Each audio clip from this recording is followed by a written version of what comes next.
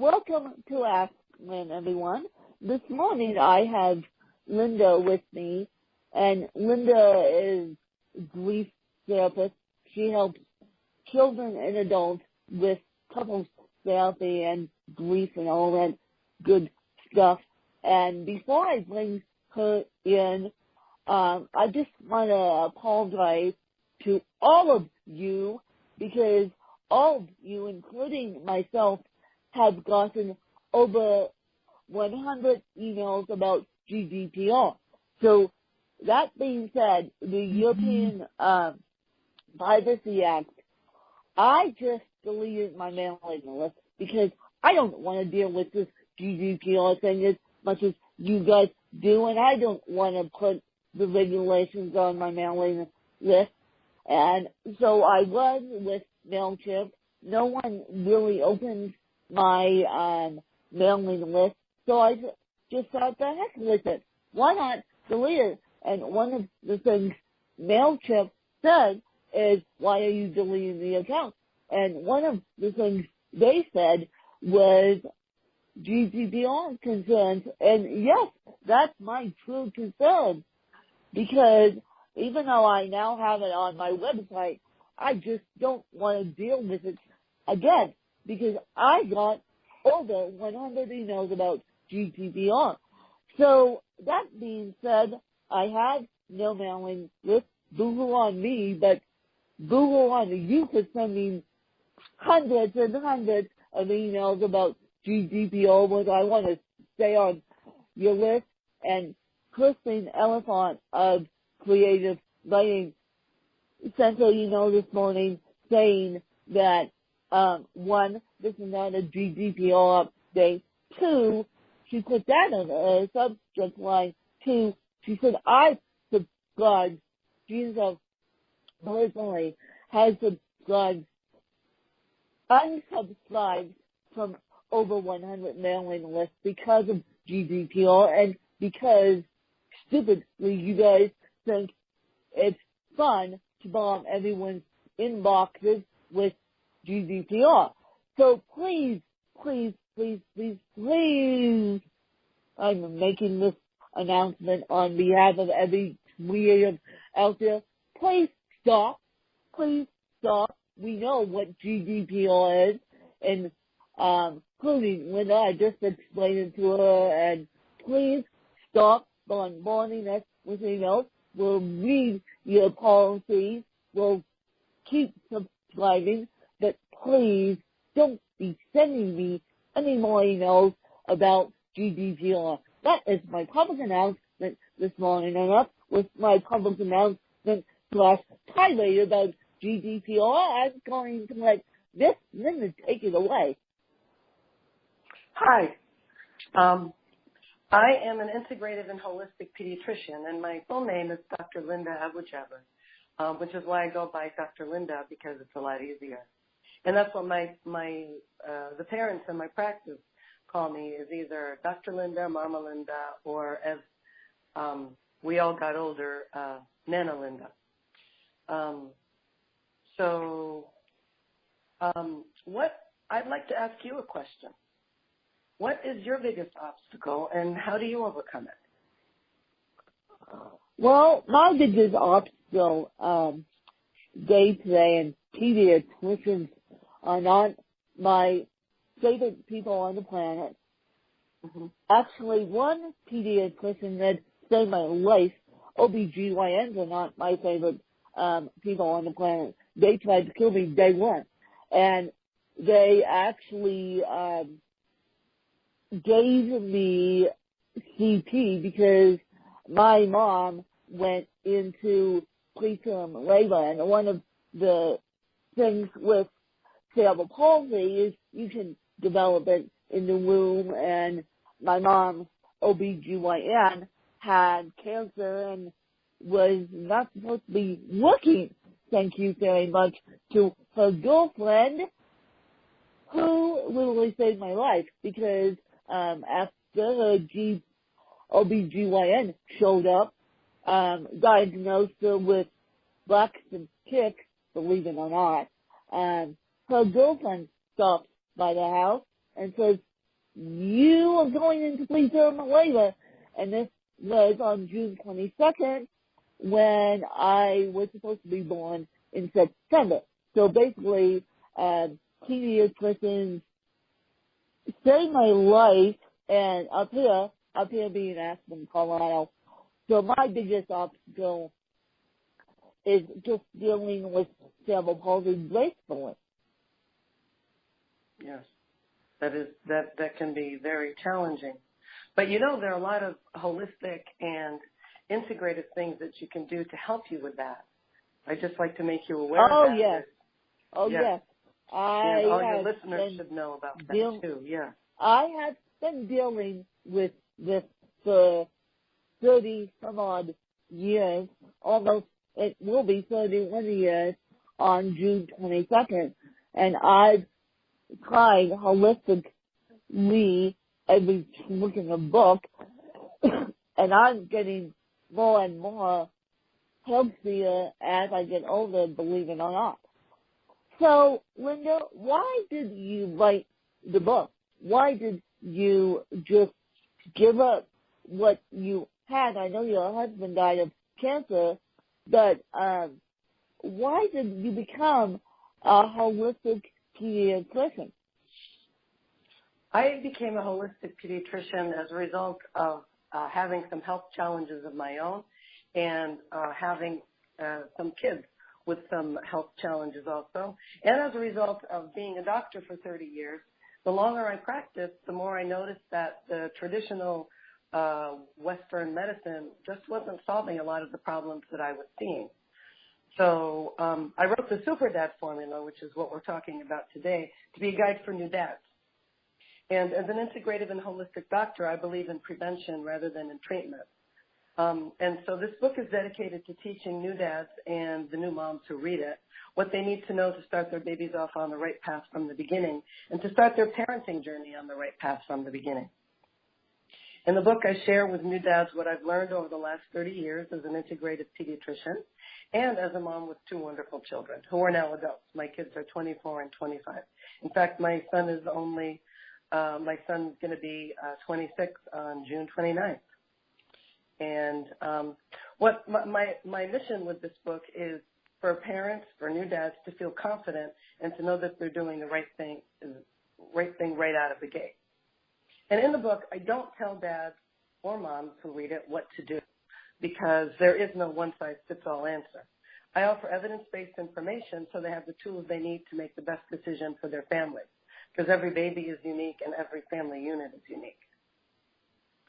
I really know how scary it is to be a new parent. I had a 20-hour delivery process, labor. Now I know why they call it labor. And then they hand me this beautiful, perfect baby boy, thank God. And I looked at him and I thought, I love you, but I have absolutely no idea what to do with you. And at the time, I was a board-certified pediatrician. I had done my 3 years. I had taken my board certification. But I realized that nobody had taught me how to take care of a baby. And I thought, gee, if I feel like this as a pediatrician, how must new parents feel? And over the years, I noticed that most parents actually shared the same fears that I did. So that's one of the reasons, another one of the reasons I wrote this book. And my son was born a really sensitive baby, and I didn't realize what that meant at the time. So I didn't know that I needed to be calm and extra gentle with him. So he got fussier and fussier and fussier. We started off with problems with breastfeeding. He did not want to breastfeed. Turns out I wasn't making any milk. Then I put him on formula. He developed the formula intolerance / allergy and acid reflux. And this 25 years ago, almost 26 years ago, this wasn't the thing. Nobody believed me. So I had a baby that spit up all the time, he fussed all the time, and he wouldn't sleep. And then he got colic on top of all of that. And I kept going to his doctors and saying, you know, there's something wrong, there's something I need to do. And they just patted me on the back and said I was imagining things and I should relax. And I kept on thinking, how am I supposed to relax when neither one of us was sleeping and I felt like a failure as a parent? And it didn't help that my husband was in training at the time. He was a pulmonologist and critical care doctor. And when he would come home, I'd ask him for help. he just didn't know what to do either. And at some point, I just wanted him to listen to me and to, quote, unquote, take care of me. But I ended up feeling really alone. And I knew my husband loved me, and he was doing what he thought I needed, but I needed something different, but I didn't know how to ask. Finally, I decided to take matters into my own hands and find the solutions I was looking for. And slowly, over the last 30 years, I found these solutions. I'd love to say I found them all in one place and that life immediately got better. But 25, 26 years ago, there wasn't much on holistic medicine. You couldn't find things about acupuncture. You couldn't find reliable information about herbs and nutrition. And they refer to it as alternative medicine, as if you had to choose one type of medicine or the other. And slowly, I learned how to do acupuncture. I became a homeopath. I learned how to do Reiki. I learned how to teach people to do self-hypnosis, meditation. And I've been privileged to share this information and all these things with the parents in my practice over the last 30 years. And now I'd like to take it out to a larger audience. You know, the people out there that are looking for more holistic information, that are looking for a better way to do things, that are looking for evidence-based information. Just as an example, I'm editing the chapter on vaccines, and as I'm researching, the information is so confusing and so overwhelming. Even I had to take a break yesterday because I thought, this isn't right. You know, how is a parent who doesn't have medical education supposed to be looking at these studies and figuring out which is reliable and which isn't? So that is also part of my mission in this book, is to give parents information and tips and tricks and skills that I have used very successfully over the years. And I tried to share what the parents have told me that they found most helpful in this book. The book has information about basic baby care, how to feed your baby, how to change a diaper, give baby a bath. It has a part on how to make important decisions that all parents come up against very early in their parenting process. One of my favorites is the parts about how to figure out what your baby behavior means and how to quickly and easily respond to your baby's needs so they don't have to cry and fuss all the time. Because I believe informed fathers are very powerful, and they're tremendous supports to the new moms who are just as confused by parenting as they are. I also have a section on self-care for dads, because learning how to manage stress is tremendously important. And when dads are calm and relaxed, they set the tone for the whole family. When a new dad is tired and frazzled, he just can't show up as his best self and be the strong, reliable presence his new family needs. I also included a section on relationships. One part is about bonding with your baby and how to show up as your best self. And the other one, which I think is tremendously important, is a section on the relationship between parents, because all relationships go through a period of high stress, especially when the baby is first born, because moms are going through their own issues, dads are going through their own issues, and neither of them understands that while they're in the same environment, their issues are actually a little bit different. Moms are going through tremendous physical changes and physiologic changes and hormonal changes, and they want to be a super mom. And dads are trying to figure out, how am I going to support my family? How am I going to make enough money? How am I going to get health care? Suppose I do a bad job. And so a lot of misunderstandings arise at this time, and moms and dads end up in confusing relationships. You know, like I said with my husband, he loved me and he wanted to give me what I needed, but I just didn't know how to ask for it. So the reason I included this portion is so dads can know what moms are going through, and they can step up and help guide moms through this very confusing time. And I also, yes. I just have if I can jump in here for 2 seconds, I just have a question for you. How do you feel about shots? Because it's been proven to me, and I'll admit this publicly, that because of the field I am in teaching, I have to get a flu shot. And every single time I do, I get sick as a dog. I don't know what it is. I get sick as a dog. I know the shot itself gives you a taste of the flu, but my God, it goes from my head to my toes, really. And so I always think, should I get this flu shot? But then I always think my boss would kill me if I didn't, and it would be worse for me to get the bad case of the flu than the mild case. So that's why I always get the flu shot, even though I get sick as a dog. But I have come to the conclusion that people don't want to get their kids shots because they think it causes autism. And that's really not true. That's really not true. What I've talked to autistic and experts on this. I even did research myself in high school, believe it or not, to combat this. But how do you feel about shots, and what do you think parents should do about these shots? Okay. That's a loaded question, and it's very controversial, but I'm going to come out and tell you that I believe that every child is unique and every family deserves to have their own conversation about vaccines. In general, vaccines, let me address your influenza question first. Influenza is actually a very severe disease in infants and in the elderly. And it can cause, not only does it cause severe disease when it's happening, where you get high fevers, you get a cough, you have muscle aches, because it actually infects your muscles. And I can tell you this because during one influenza season about 10 years ago, even though I had been immunized, I got influenza. And I had to work because there was nobody to cover for me, and we were having a flu outbreak. And what I did is I put on a mask and I worked. And I remember that even the bottoms of my feet hurt. I was in pain, and if I actually did take one day off, which was incredible because I was a solo practitioner. I just told my patients they had to go to the emergency room.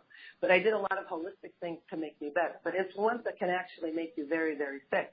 And what a lot of people don't realize is a secondary complication of influenza is a really bad bacterial pneumonia called Staph aureus. And that is a very severe type of bacteria because it gives you pus. It actually loves to form pus. And so here's my recommendation. I know that people get the influenza vaccine and they get sick with it. And really what's happening, instead of looking at it as getting sick with it, is look at it as your immune system seeing the vaccine and saying, oh my goodness, I've seen you before. Now I'm going to mount an immune response to you to make sure that you don't get sick with influenza. And what happens is when we mount an immune response, a strong immune response to something, we can actually have a low-grade fever. We can actually have muscle aches. And it lasts a lot less time than true influenza does, and it does not have the complications that true influenza does.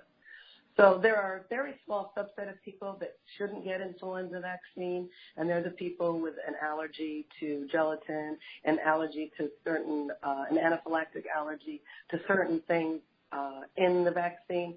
But in general, especially in the younger ages, because influenza can actually be fatal in infants and younger children, and there were fatalities this year, which was very sad, it is better to get the vaccine. I hope that answered that question. Well, that answers that question that completely. And so, okay. Now I can answer the MMR question if you'd like me to, the measles, mumps, and rubella. Well, I would, but and then I'll ask you another question related to health. Mm-hmm. MMR, the measles, mumps, and rubella vaccine, is given in the second year of life. So after when your baby is around 15 months old. Yeah. And what people forget is measles isn't just a skin rash. Measles can cause encephalitis, which is an inflammation and an infection in the brain, and it can cause pneumonia. So the complications of measles can be fatal, especially to younger children whose immune systems aren't working very well. Rubella, we don't see congenital rubella anymore because people have been immunized against rubella. Rubella is actually a minor disease. You get a little bit of a rash. It doesn't usually have a lot of complications.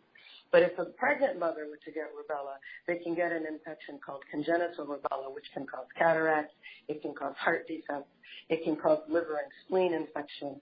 And thanks to the measles, mumps, and rubella vaccine, we're not seeing that anymore because most parents are immune against it. What's really funny is I was not immune against rubella when I first started my infectious diseases fellowship. And so I got the MMR vaccine as an adult.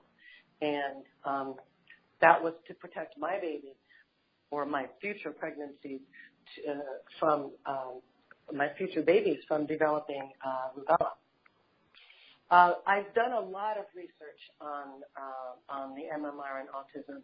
And the scare came about 20 years ago when this guy named Daniel Wakefield published a paper that said that he found one patient where he had a severe neurologic problem, and he linked it to the MMR vaccine. And what most people don't realize is he was actually wanting to develop his own MMR vaccine, and he wanted to get rid of the MMR vaccine that existed at the time. And another thing that most people don't realize is that one of the other people on the study actually came out, one of the co-researchers with him came out and admitted that the research that they submitted was false. And so the man, he was in England, was put in front of a disciplinary committee, and they actually took away his medical license because he created this terrible scare.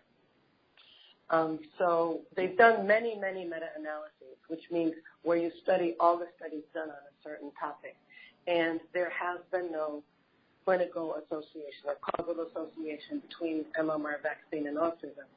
What is unfortunate is that since the MMR vaccine is given in the second year of life, so between 1 and 2 years of age, and that's when autistic features tend to become more severe or more pronounced, that's why that link, I think, has been kind of strong in people's minds. But yes, if you talk to all the experts, there is no causal association. In other words, MMR has not been shown to cause autism. Another vaccine after I did this research on my own, a family friend asked me, because their kids were young at the time, they're older now, but their kids were young at the time, and they were going to preschool, and I said, absolutely not. Autism is not caused by vaccines, and I had the paper to prove it too. I did just research because I was curious myself. And they looked at me as if I had two heads. And it was a couple that it was a couple that personally trained my mom and I, personal trainers of my mom and I. And my mom goes, don't look at when like she has two heads. She's white too. And so people have looked at us like we had two heads.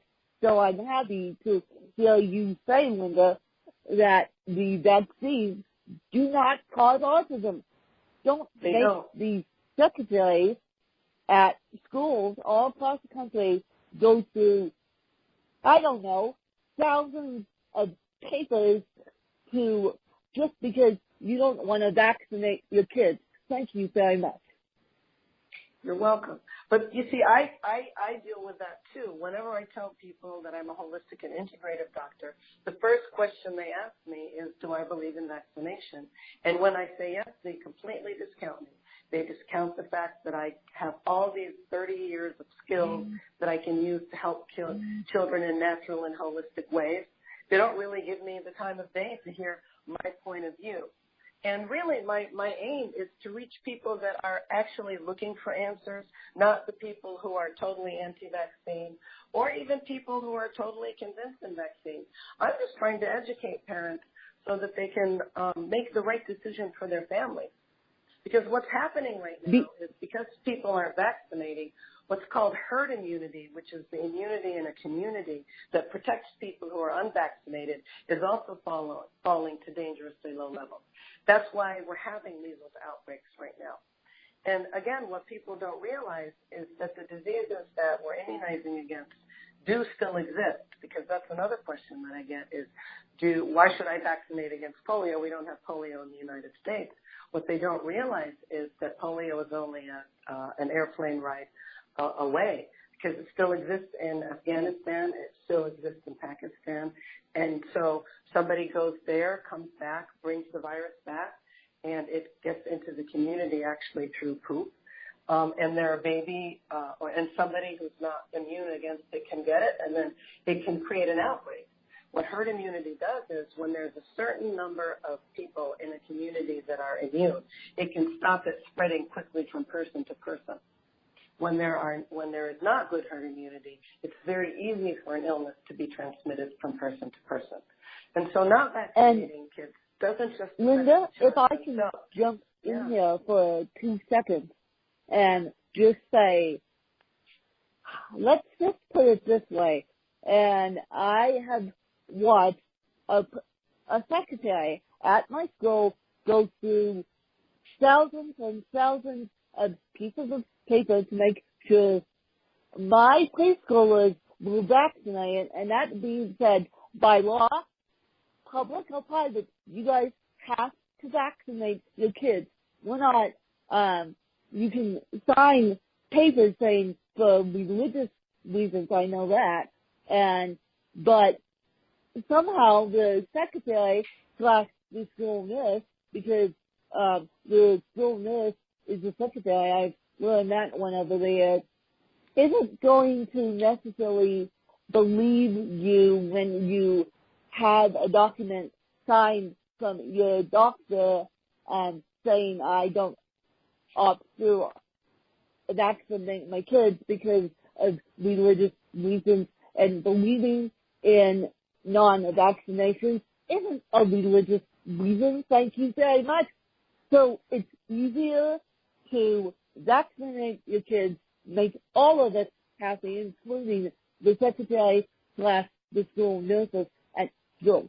So I was just throwing that in there, that if you want to have your kids go to daycare, you have to vaccinate your kids. I am a firm believer in personal choice.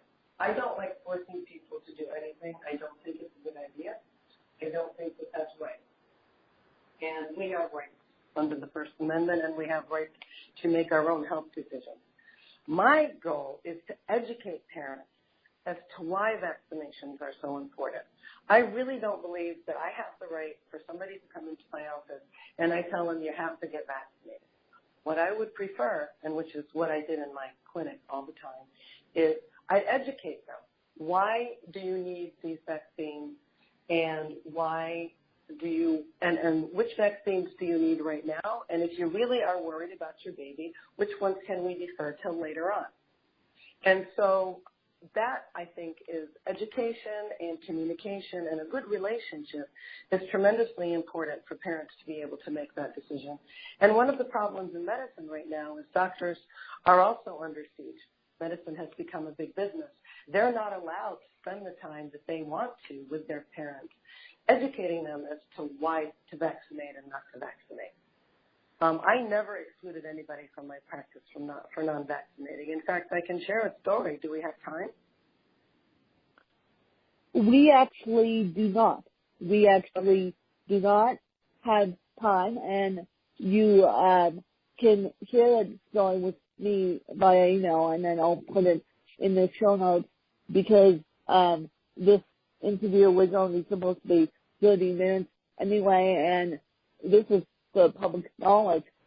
These interviews were supposed to be 30 minutes anyway, but I want people to understand that I'm playing the devil's advocate here as the teacher. I'm not trying to contradict Linda in any way. I'm just knowing from my knowledge of being in the education system for 12 years privately, 6 years publicly that I have seen the ins and outs of kids getting sick and kids' parents not wanting to be vaccinating their kids, which I understand, but Linda's right, and the typical doctor and the typical pediatrician only spend 5 minutes with you, so how could you educate parents and educate children when they're old enough if the doctors only spend 5 minutes with you? And that's actually why I started I haven't worked out the technicalities yet of an online second opinion. I'm going to do consults online with parents who have questions. And that's one of the reasons I wrote the Super Dad formula. In the Super Dad formula, I actually discuss the pros and cons of different procedures that are very controversial right now.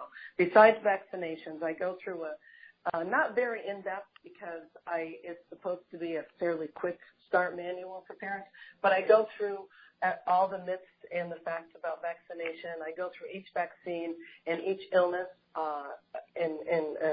in turn, and the parents can read through that and make their own decision, because I actually do think parents are looking for reliable sources of information as to whether they should vaccinate or not, because it's such a hot topic right now and people are so polarized. My aim is to be a middle-of-the-ground person. That's what I think is tremendously important. And I, again, with my online consultation, I'd like to be able to develop some type of personal relationship. In this day and age, Zoom and Skype and FaceTime are considered personal relationships, because when you have somebody that you know and trust and you can go with them for information, then it's easy to make your decision. And no is just as good a decision as yes, as long as you are aware of the pros and cons. Another thing I talked about is circumcision, another hotly debated topic right now. I talk about the pros and the cons, and then parents can go out and make their own decisions. I talk about how to choose your doctor and how to make sure that you have the same philosophy about that, whether you want to breastfeed or formula feed. My aim is not to judge parents, and my aim is not to tell them what to do. My aim is to guide them into, here's reliable information. You sit down with your partner, because that's why I have the part on relationships. You sit down with your partner, and you guys make the very best decision for your family, because you're going to have to ultimately live with the consequences, whatever they happen to be. And God willing, there will be no negative consequences to whatever you do. I mean, everything has, life is cause and effect. Every decision you make has some sort of consequence. Hopefully, they're good consequences. Now, on occasion, they're not. I have one more question for you, Linda, just before I let you go. And then I'm going to ask this, is there a shot for preventing meningitis? Is there an actual shot for preventing meningitis? Yes, there is. There's 3 shots for preventing meningitis. One is the Prevnar, which is given in the first year of life against pneumococcus, because pneumococcus, the bacteria pneumococcus, can cause meningitis in young babies, in infants. Yeah. The Hib vaccine can prevent meningitis in young babies. And the meningococcal vaccine is given to kids when they're going off to college, because meningococcus is a very, very aggressive bacteria, and that can kill you within hours. And it doesn't kill you, it can cause some very serious complications.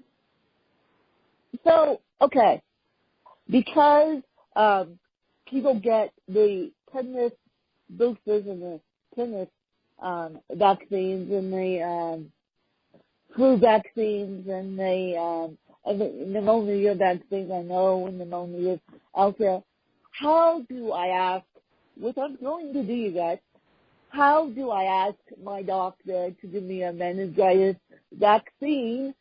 Because the reason why I say that is because my mother died from meningitis. She died from meningitis. So if I can prevent myself from getting meningitis, the better off I'll be. I'm very sorry to hear that to start out with. That's got to be really hard. Well, I'm so lucky. My mom is 85 years old, and I still have her. I bless her every day. Okay. Well, that's kind of a complicated question. If you actually were immunized against all the Haemophilus influenza and the pneumococcus, and they actually have the pneumococcal vaccine for older people now, you're pretty well set. Meningococcus tends to happen in the spring and the fall, and when there's a lot of clusters of people together.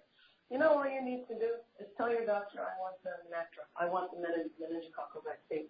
And if he says no, go out and buy it and have them administer it to you. There's no reason. All you need to do is tell your doctor. Okay. And the next time, have a good relationship. The next time I make a doctor's appointment, I am going to tell my doctor to give me that because of my family history with meningitis.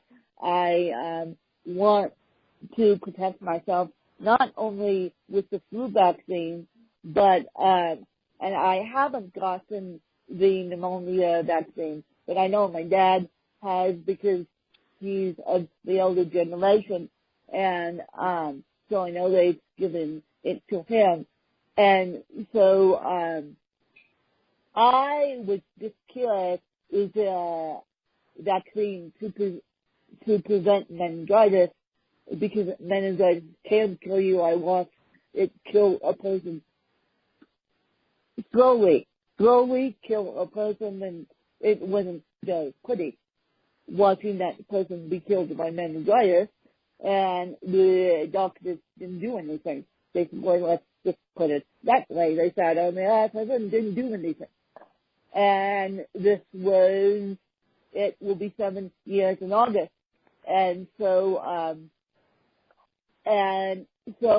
was just wondering for myself, is the adult meningitis vaccination, and now since you've told me yes, Linda, I'm going to ask my doctor the next time I make a doctor's appointment, can she give it to me? May I suggest something to you, Lynn, as a holistic practitioner? Is that all right? Yeah, go ahead. I would like to suggest to you that you always don't focus on worrying about getting sick. Focus on manifesting the health that you have. Focus on how healthy you've been so far. Focus, if you want, use your reaction to the flu vaccine to let you know that your immune system is tremendously powerful, and it's right there. Whenever it thinks something is attacking you, it's right there defending you in every possible way. You know, one thing that you might, or affirmation or whatever you want to call it, is I am healthy and I am safe. And those are things I would recommend. Maybe put them on your phone 3 times a day. I am healthy and I am safe. Just put them on your phone, and every day, 3 times a day, when that thing goes off, just say it. Because I think that we bring absolutely right in saying that. Because people laugh at me all the time because I have chronic disease of cerebral palsy, and I'm not calling it a disability by any means. It's a disease that I was given. It's a medical disability. I have documentation of it, so it's truly a disability. But I'm not on any medication for cerebral palsy. The only thing I do take is vitamin D because you can't get enough vitamin D in Colorado. So people laugh at me all the time. They say, Lynn, you have moderate cerebral palsy. How come you're so healthy? Because you are healthy, because that is what you are. Yeah, it's just the way I could give myself too. Right? And that's what you need to remember, because we bring into our lives what we think about a lot. So don't be thinking about those negative things. It's just like with parents. If you bring in that a vaccine is going to cause you a problem or cause your child a problem, that's what's going to happen. If you focus on my child is healthy, has a fabulous immune system, and can defend itself, the immune system can defend itself against the weakened antigens and germs in the vaccine, then that's what's going to happen. It's really important. I mean, our mindset is tremendously important too. And that's what holistic health is. It's physical health, emotional health, how we deal with our stress and our emotions. Mental health is how we deal with our thoughts. And spiritual health is our connection to all that is, whatever you want to call it.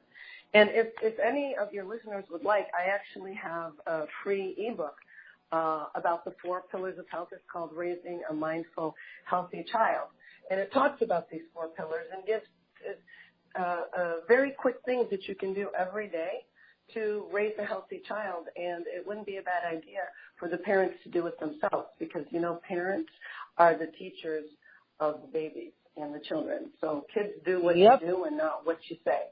So if you start doing what I talk about in that little ebook, that I think will get you very far along or get them very far along the way to holistic health. And my website is askdrlinda.com. That's where you can find the book and download it. My Facebook is Ask Dr. D-O-C-T-O-R, Linda at Facebook.com. I have a Twitter account, and that's AskDrLinda. And my Twitter is BabyDoc, Ask BabyDoc, AskBabyDoc, and my Instagram is Ask Dr. Linda. I'm not very active on them right now because I'm focusing mainly on my book, The Super Dad Formula, because I'm hoping that moms will buy it for dads so that the dads can learn the skills that they need, that moms will not have to tell the dads how they feel and ask for help. The dads will actually know what to do, and it'll make the transition from being a couple to being a triple a lot easier and more smooth. And I hope everybody who's listening stays tuned, and if they'd like to work with me, I will have information on my website, AskDrLinda.com, in a couple of weeks, I hope, about how they can work with me one-on-one if they would like to. And in the meantime, I'm releasing my book, The Super Dad Formula, on June 17th. That's Father's Day is the day I chose to do it. And I hope that that people are excited and would like to read it. And I would welcome any comments. You know, if people want to comment on this interview on my Facebook, whether they're positive or negative comments, I'd like to hear them because I really am invested in supporting parents and doing the very best job that they can do because all of us as parents want to do the very best job with our kids. And sometimes it's hard because we don't know exactly what the right thing to do. And I'd like to encourage parents to know that, you know what, you are doing the very best you can with what you have. And why I wrote this book is so that they have as much information as they need to make the right decision for themselves and for their families. And so that they can go forth and feel really confident knowing that they're starting their babies off on the right path from the get-go. So, Well, I hope you not only have success with the Super Dad, but I hope you like the Super Mom edition. Thank you very much. And I hope you do a Super Dad edition and a Super Mom edition for the disabled. Thank you very much for the parents in the NICU. Hello. That's a whole nother. You just gave me chills. That's a whole nother podcast in itself. That's a whole nother podcast in itself. And I say that when I was in the NICU in '87, it wasn't a pretty picture. They said to my parents, and this is public, they said, put the child in a home. They were doing that with the 60s. They were doing that with the 60s kids, the 70s kids, and the 80s kids. And of course, I'm an 80s kid, so they stopped that now. But you better be writing a Super Dad book for people with disabilities because I am one of 1,000 kids who are now 1,000 adults with cerebral palsy. So just getting these fingers typing on them because what you're doing is wonderful, but I think we need more advocates in the medicine space for the disabled. May I suggest another perspective just a little bit? All parents need to love their children just the way they are, which they do. But instead of looking at it as a, quote, disability, I think that what we need to do is foster our children's strengths, strengthen their weaknesses, and teach them that their, quote, disabilities are actually opportunities to make the world into a better place. When look at what you're going out and doing. You're spreading the word about disabilities. You're getting it to people who are going to help people in your community. But again, I would recommend or suggest to you that you not look at it as a quote-unquote disability. Look at it as a challenge and share with people, which I know you're doing, how you're overcoming these challenges. Because you know what? We learn by experience and by example. Reading it in a book, knowledge unused is worthless knowledge. But the parents can look at you and say, look at this woman. She has cerebral palsy and she's got a podcast and she's interviewing people. But what I always recommended to my parents with children with challenges is love them just the way they are. Don't feel guilty. You didn't do anything wrong. Look at their strengths and build them up. Strengthen their weaknesses, and that's what you have me for, to strengthen their weaknesses, and teach them that their, quote, challenge is actually an opportunity. And, I mean, look at Albert Einstein. He had ADHD severely, and look at him. You know, so there's all these different people. Look at the guy who just died, the one who... Stephen Hawking. Yes, Stephen Hawking. I mean, that man was totally, quote, disabled for most of his life, but he changed the course of the world. Those are the things that I would have parents with children with, quote, challenges focus on. Is, okay, so they looked a little bit different, but on the inside we're all the same. And we're all born with the gifts and the tools and the strengths that we need to overcome whatever challenge we're born with. We just need to find that strength and the gift, and we need to foster it. And that is our job as parents, is to find that strength in our children, just like your mom did for you, and to grow it.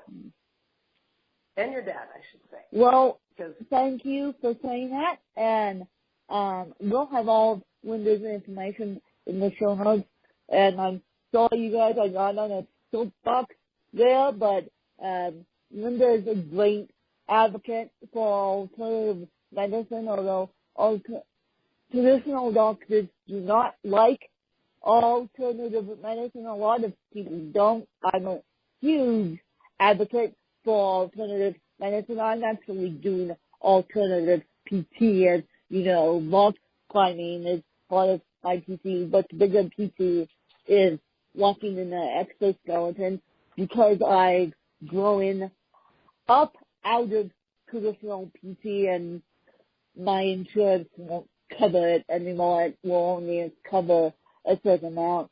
And so what I've decided is to turn to latest technology of walking in an exoskeleton and using that as PT. And I will continue to do that until the day I die, and I will be walking as a robotic woman until the day I die. So I am a huge advocate for traditional medicine. I'm also a huge advocate for alternative medicine, and I'm a huge advocate for being a super parent and being a super mom and a super dad, and I'm a huge advocate of Linda's work.